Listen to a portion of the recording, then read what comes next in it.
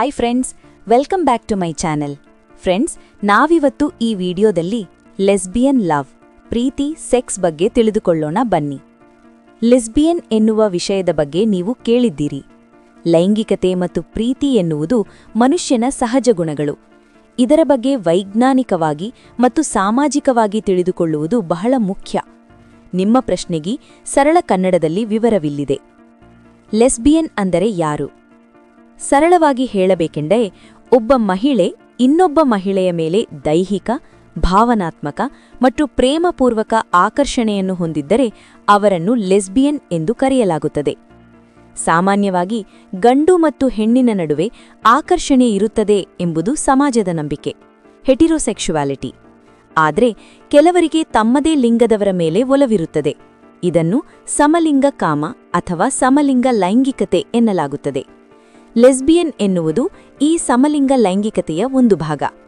ಇಲ್ಲಿ ಕೇವಲ ಲೈಂಗಿಕತೆ ಮಾತ್ರವಲ್ಲದೆ ಒಂದು ಹೆಣ್ಣು ಮತ್ತೊಂದು ಹೆಣ್ಣಿನೊಂದಿಗೆ ಜೀವನ ಪೂರ್ತಿ ಸಂಗಾತಿಯಾಗಿ ಇರಲು ಬಯಸುವುದು, ಪ್ರೀತಿಸುವುದು ಕೂಡ ಸೇರಿರುತ್ತದೆ. ಲೆಸ್ಬಿಯನ್ ಭಾವನೆ ಹೇಗೆ ಶುರುವಾಗುತ್ತೆ? ಇದು ಬಹಳ ಚರ್ಚಿತ ವಿಷಯ. ಆದರೆ ವಿಜ್ಞಾನಿಗಳು ಮತ್ತು ಮನೋವೈದ್ಯರು ಹೇಳುವ ಪ್ರಕಾರ ಇದು ಯಾರೋ ಒಬ್ಬರು ಕಲಿಸಿಕೊಡುವ ಅಥವಾ ನೋಡಿ ಕಲಿಯುವ ವಿಷಯವಲ್ಲ. ಇದು ಈ ಕೆಳಗಿನ ಅಂಶಗಳ ಮೇಲೆ ಆಧಾರಿತವಾಗಿರುತ್ತದೆ. 1. ಹುಟ್ಟಿನಿಂದಲೇ ಬರುವ ಗುಣ, ಬಯೋಲಾಜಿಕಲ್ ಫ್ಯಾಕ್ಟರ್ಸ್. ಹೆಚ್ಚಿನ ಸಂಶೋಧನೆಗಳ ಪ್ರಕಾರ ಲೈಂಗಿಕ ಆಕರ್ಷಣೆ, ಸೆಕ್ಸುವಲ್ ಓರಿಯೆಂಟೇಷನ್ ಎನ್ನುವುದು ವ್ಯಕ್ತಿಯ ಡಿಎನ್ಎ ಅಥವಾ ಜೀನ್ಗಳ ಮೇಲೆ ಆಧಾರಿತವಾಗಿರಬಹುದು. ಮಗು ತಾಯಿಯ ಗರ್ಭದಲ್ಲಿರುವಾಗ ಆಗುವ ಹಾರ್ಮೋನ್ ಬದಲಾವಣೆಗಳು ಕೂಡ ಭವಿಷ್ಯದಲ್ಲಿ ಆ ಮಗುವಿನ ಲೈಂಗಿಕ ಒಲವನ್ನು ನಿರ್ಧರಿಸಬಹುದು ಎಂದು ವಿಜ್ಞಾನ ಹೇಳುತ್ತದೆ. ನೈಸರ್ಗಿಕ ಬೆಳವಣಿಗೆ, ನ್ಯಾಚುರಲ್ ಡೆವಲಪ್ಮೆಂಟ್. ಒಬ್ಬ ಹುಡುಗಿ ಬೆಳೆಯುತ್ತಾ ಹೋದಂತೆ, ಅಂದರೆ ಹದಿಹರೆಯದಲ್ಲಿ ಪ್ಯೂಬರ್ಟಿ, ತನ್ನ ದೇಹದಲ್ಲಾಗುವ ಬದಲಾವಣೆಗಳ ಜೊತೆಗೆ ಮನಸ್ಸಿನ ಭಾವನೆಗಳನ್ನು ಗಮನಿಸಲು ಶುರುಮಾಡುತ್ತಾಳೆ. ಸಾಮಾನ್ಯವಾಗಿ ಈ ವಯಸ್ಸಿನಲ್ಲಿ ಹುಡುಗಿಯರಿಗೆ ಹುಡುಗರ ಮೇಲೆ ಆಕರ್ಷಣೆಯಾಗಬೇಕು. ಆದರೆ ಲೆಸ್ಬಿಯನ್ ಆಗುವವರಿಗೆ ಹುಡುಗರಿಗಿಂತ ಹುಡುಗಿಯರ ಸಹವಾಸ, ಅವರ ಸೌಂದರ್ಯ ಅಥವಾ ಅವರ ಜೊತೆಗಿನ ಆಪ್ತತೆ ಹೆಚ್ಚು ಇಷ್ಟವಾಗಲು ಶುರುಮಾಡುತ್ತದೆ. ಇದೊಂದು ಆಯ್ಕೆಯಲ್ಲ, ಇಟ್ಸ್ ನಾಟ್ ಅ ಚಾಯ್ಸ್.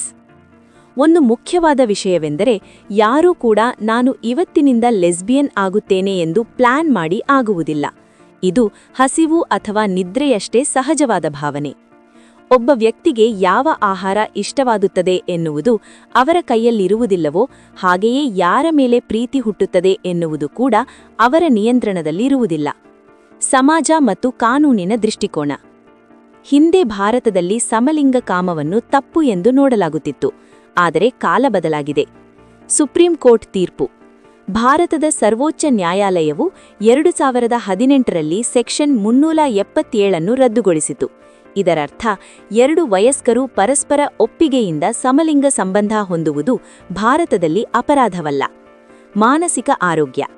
ಜಗತ್ತಿನ ಯಾವುದೇ ದೊಡ್ಡ ವೈದ್ಯಕೀಯ ಸಂಸ್ಥೆಗಳು, WHO ನಂತಹವುಗಳು ಸಮಲಿಂಗ ಕಾಮವನ್ನು ಒಂದು ಕಾಯಿಲೆ ಎಂದು ಪರಿಗಣಿಸುವುದಿಲ್ಲ.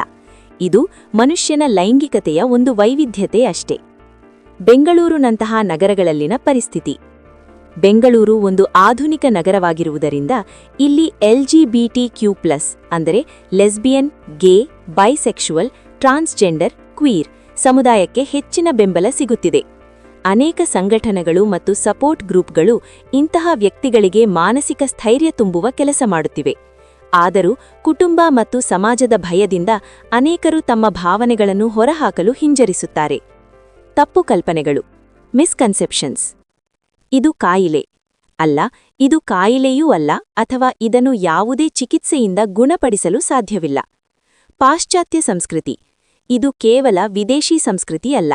ಭಾರತದ ಹಳೆಯ ಶಿಲ್ಪಕಲೆಗಳಲ್ಲಿ ಮತ್ತು ಇತಿಹಾಸದಲ್ಲಿಯೂ ಸಮಲಿಂಗ ಕಾಮದ ಉಲ್ಲೇಖಗಳಿವೆ.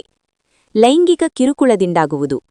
ಬಾಲ್ಯದಲ್ಲಿ ಏನಾದರೂ ಕೆಟ್ಟ ಅನುಭವವಾದರೆ ಮಾತ್ರ ಲೆಸ್ಬಿಯನ್ ಆಗುತ್ತಾರೆ ಎಂಬುದು ತಪ್ಪು ಕಲ್ಪನೆ. ಇದು ಸಂಪೂರ್ಣವಾಗಿ ಆಂತರಿಕ ಭಾವನೆ. ತೀರ್ಮಾನ. ಲೆಸ್ಬಿಯನ್ ಎನ್ನುವುದು ಪ್ರಕೃತಿಯ ಒಂದು ಭಾಗ. ಪ್ರತಿಯೊಬ್ಬರಿಗೂ ತಮ್ಮಿಷ್ಟದ ವ್ಯಕ್ತಿಯನ್ನು ಪ್ರೀತಿಸುವ ಮತ್ತು ಗೌರವಯುತವಾಗಿ ಬದುಕುವ ಹಕ್ಕಿದೆ. ಸಮಾಜವು ಇವರನ್ನು ಕೀಳಾಗಿ ನೋಡದೆ ಮನುಷ್ಯತ್ವದ ಆಧಾರದ ಮೇಲೆ ಸ್ವೀಕರಿಸುವುದು ಇಂದಿನ ಅಗತ್ಯ.